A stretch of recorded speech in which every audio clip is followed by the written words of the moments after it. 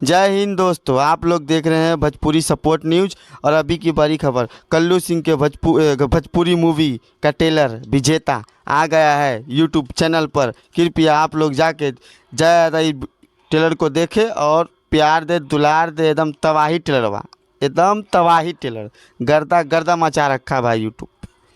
जो कल्लू सिंह बोला था ना आखिर में ट्रेलर में, सबसे ज़्यादा हम नफरत करी तो अपने बाप से करी ले।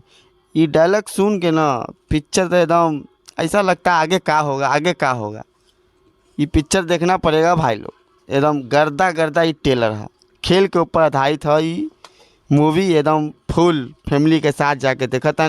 देखिए जब फिल्म आइया, अभी तारीख तना के बताविल गईल बा।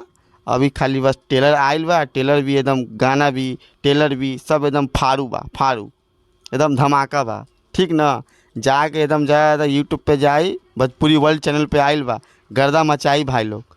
ठीक ना, आप लोग देख रहे हैं भोजपुरी सपोर्ट न्यूज, और बेल आइकन की घंटी दबाइए और चैनल को सब्सक्राइब कीजिए। जय हिंद।